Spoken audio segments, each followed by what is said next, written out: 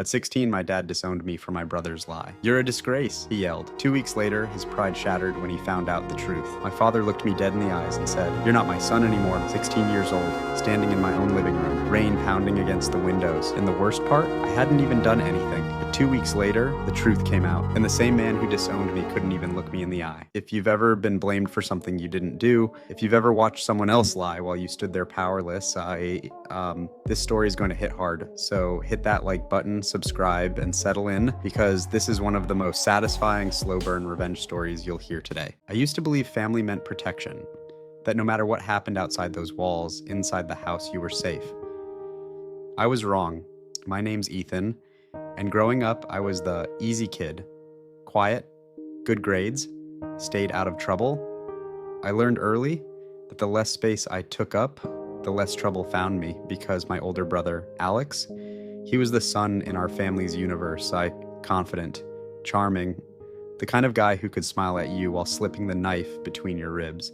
Teachers loved him, neighbors praised him, my parents worshipped him, especially my dad. If Alex said the sky was green, my dad would have bought green paint. And if Alex said I did something wrong, well, that was case closed. At first it was small stuff. Missing snacks, a dent in Dad's car, a disrespectful tone I supposedly had. I'd stand there, heart hammering, trying to explain. I didn't do that. That wasn't me. I swear. But my dad would cut me off every time. "Stop lying, Ethan. Your brother wouldn't make this up." Wouldn't he? I started noticing the pattern around middle school. Alex would smirk at me during dinner. Later that night, I'd be grounded for something I didn't even understand. When I tried going to my mom, she'd sigh like I was exhausting her. "Just ignore him, honey. Rise above it. Rise above it." How do you rise above something that keeps pushing you underwater? The day everything exploded started with a crash, glass shattering. I was upstairs doing homework when my dad's voice thundered through the house. "Ethan!" That tone, the one that meant no matter what I said, I'd already lost. I walked downstairs and saw it. The family portrait, the big framed photo from our beach vacation, the one hanging in the hallway for years, now shattered on the floor. Glass everywhere. My dad's face was red. Alex stood behind him, arms crossed, looking concerned. He got mad and threw his backpack, Alex said calmly. I told him to chill, but he just snapped. I felt the air leave my lungs. "What?" "No, I didn't. I've been upstairs all afternoon." Dad didn't even hesitate.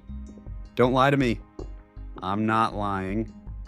But he stepped closer, towering over me. "You are a disgrace. Do you hear me? A disgrace.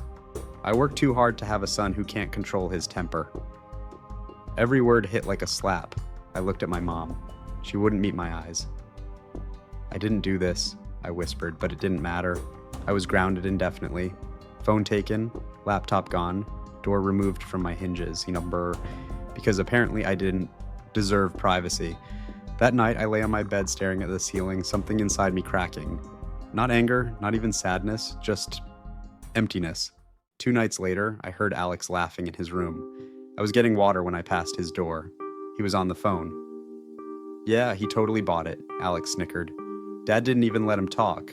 It was so easy, I barely had to try." My stomach dropped. I swear, Ethan's like a punching bag. Say the word and boom, grounded. There it was, proof. Not just about the picture, about everything. For years. My hands started shaking. My chest felt tight, like the walls were closing in. I wanted to burst in there, scream, record him. But instead, something colder settled over me. Clarity. I realized something in that moment. They were never going to believe me. Not because there wasn't evidence, but because they didn't want to. And that's when I made my decision. That night, rain poured like the sky was cracking open. I packed a backpack, a few clothes, my school ID, the little cash I'd saved from tutoring. No dramatic goodbye, no note. I stood in the hallway for a moment, staring at the empty space where the portrait used to hang. Then I walked out the front door. The rain soaked through my hoodie instantly. But I didn't stop, because for the first time in my life, I felt in control. I stayed with a friend at first. His parents were confused but kind. After a week, the school counselor got involved. Long story short, I ended up placed in a group home temporarily. It wasn't glamorous, but you know what it was? Peaceful, no accusations, no shouting, no walking on eggshells, just quiet. And something strange started happening. Adults listened to me. When I explained what had been happening for years, the false accusations, the punishments, the favoritism, they didn't dismiss it. They called it what it was. Emotional abuse. Hearing that word felt like someone finally turned on a light. It wasn't sibling rivalry. It wasn't boys being boys. It was manipulation and neglect. Meanwhile, back at home, my parents were spinning the narrative. According to them, I was rebellious. Difficult, unstable, until the cracks started showing. Alex wasn't just lying about me. Turns out he'd been lying about a lot of things. Grades, scholarships, extracurricular achievements. See, while I was invisible at home, I was observant. I knew his passwords. He reused the same ones for everything. One afternoon at the group home computer lab, I logged into his school portal. And there it was. Missing assignments, academic probation warnings, emails from teachers he'd deleted. The golden child wasn't shining so bright. I didn't hack anything. I didn't fabricate evidence. I simply printed what already existed. Then I mailed it anonymously to my parents and to the school administration. No lies, just truth. 2 weeks after I left, my phone buzzed. It was my dad. I almost didn't answer, but I did. His voice sounded different, smaller. Ethan, we need to talk. Turns out the school had launched an investigation. Alex had falsified recommendation letters, edited report cards before showing my parents, lied about college acceptance emails. When confronted, he folded. Apparently, when you're not blaming someone else, you don't know how to defend yourself. My dad found out about the portrait too. Alex admitted he threw something during an argument with a friend and panicked. So he blamed me, like always, except this time, I wasn't there to absorb it. Why didn't you tell us, Ma? My dad asked weakly over the phone. I almost laughed. I tried. Silence, heavy, suffocating silence. A few days later, I went back to the house to collect the rest of my things. Walking in felt surreal.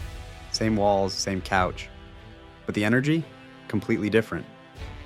My dad wouldn't meet my eyes. The man who once towered over me now looked diminished. Alex sat at the kitchen table, pale, staring at nothing.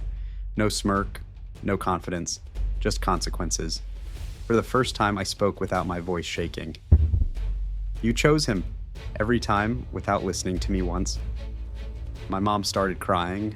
My dad opened his mouth like he wanted to argue, then closed it because there was nothing left to say. The evidence had spoken, and here's the thing.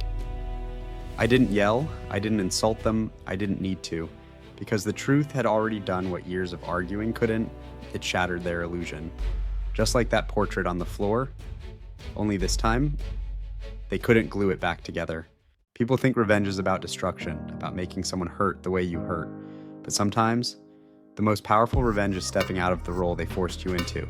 I didn't ruin Alex's life. He did that himself. All I did was stop protecting the lie, and in doing that, I finally protected myself. If this story hit home for you, if you've ever been the scapegoat, the ignored one, the disgrace, drop a comment and tell us your story. And if you believe karma always finds a way, hit that like button and subscribe for more emotionally charged revenge stories just like this one. Because sometimes the sweetest payback isn't revenge.